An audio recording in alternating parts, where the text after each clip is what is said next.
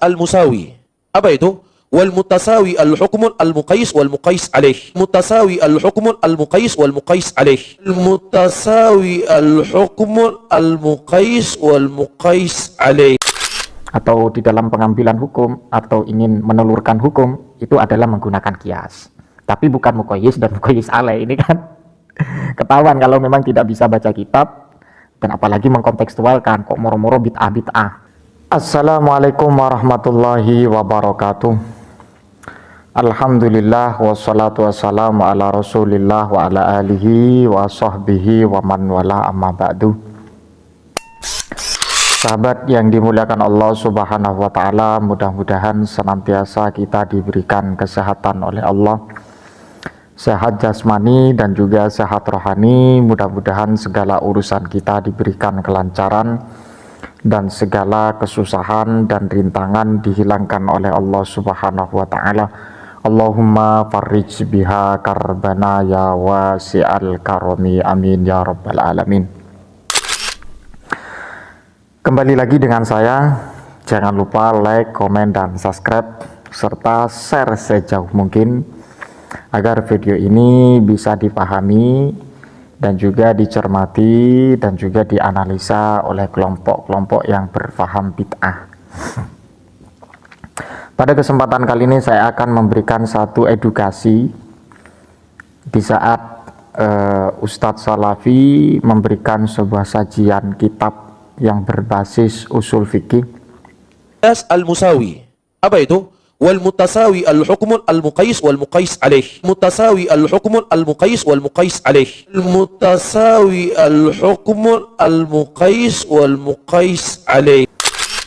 Apalagi di dalam untuk menerjemahkan atau mengkontekstualkan kajian kitab usul fikih, bacanya saja kok tidak karuan, tidak mengikuti beberapa gramatika yang menjadi arahan pakar nahwu dan shorof.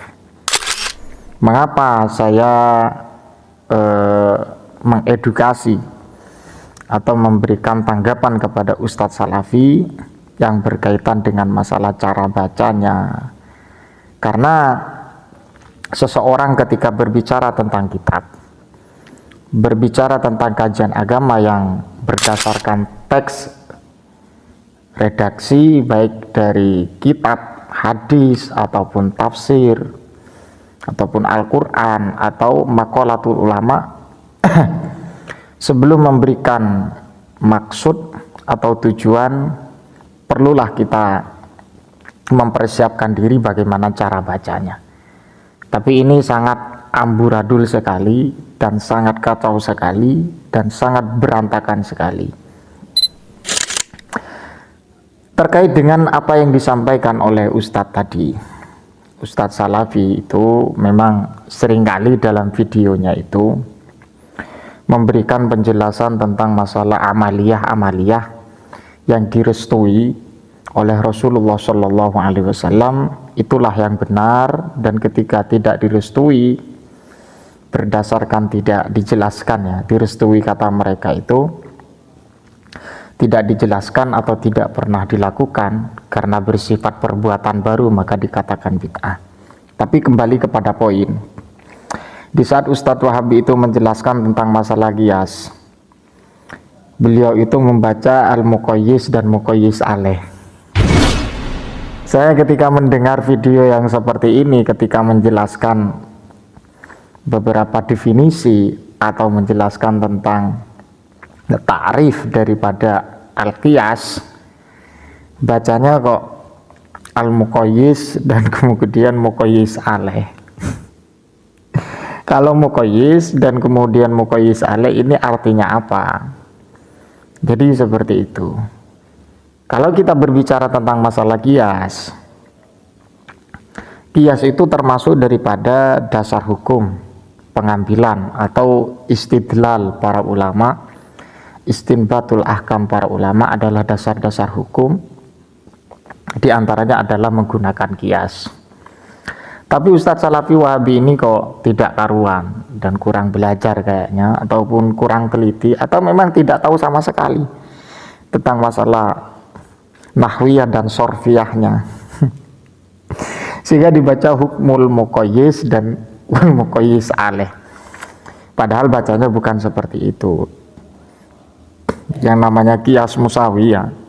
Qiyas musawi itu adalah wahwa tasawi hukmil makis wal makis alaih. Jadi di antara al-adillah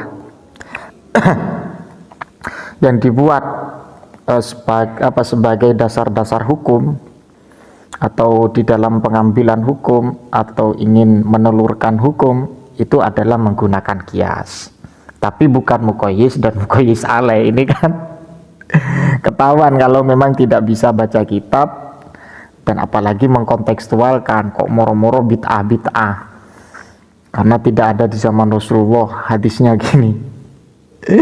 Jadi kalau kita ingin memberikan penjelasan yang berkaitan dengan masalah kajian kitab, ya dibinahi dulu lah. Sekelumit saya menjelaskan bahwa yang namanya qiyas itu adalah al-qiyas al-musawi wa huwa tasawi hukmil makis ya. Makis wal makis alaih. Makis itu yang disamakan atau yang dikiaskan, dan kemudian makis alaih itu yang dikiasi atau hukum yang menjadi patokan itu adalah makis alaih, dan kemudian ada satu problem disamakan dengan makis alaih. Jadi makis kepada makis alaih itu dikatakan qiyas, atau menyamakan hukum dengan hukum lain. Jadi hukum yang pertama ada hukum kedua. Hukum pertama itu sebagai induk, sebagai asal, dan kemudian hukum yang kedua itu sebagai bentuk furu atau far yang dipadukan atau yang disamakan, itu yang disebut dengan makis. Kaqiyasi itlafi malil yatim ala aklihi fala yujadu dalilun khusun minal kitabi was sunnati. Di antara contoh yang dipaparkan tentang masalah al-qiyas al-musawi adalah itlafu malil yatim ala aklihi. Jadi merusak harta anak yatim dengan cara memakan. Itlaf itu merusak harta anak yatim dipadukan dengan memakan harta anak yatim. Jadi itlaf itu disamakan dengan aklu, merusak disamakan dengan memakan, karena sama-sama ini merupakan sesuatu yang memang dilarang oleh agama. Karena malul yatim itu ada apa ya, ada batasan yang memang sudah diberikan apa ya istilahnya itu, diberikan kerangka oleh agama ketika nanti sifatnya malul yatim, harta anak yatim. Jadi kaqiyasi itlafi malul yatim ala aklihi, merusak harta anak yatim dikiaskan kepada memakan harta anak yatim. Fala yujadu dalilun khusun minal kitabi was sunnah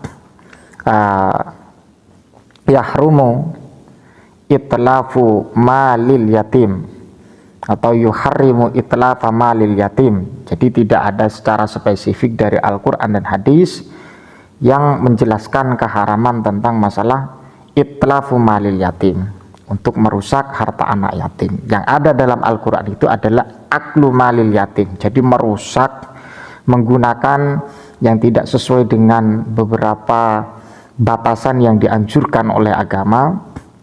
Harta anak yatim itu disamakan dengan al-aklu, memakan harta anak yatim. Jadi bukan memakan saja, tapi itlaf itu sama-sama haram. Jadi itlaf itu makis dan kemudian aklunya itu adalah makis alaih. Hukumnya sama, aklu malil yatim itu haram, itlafnya haram. Ayatnya apa? Innal ladzina ya'kuluna amwalal yatama dzulman innama ya'kuluna fi butunihim nara wa sayaslawna sa'ira. Ini ketika berbicara tentang masalah kajian usul.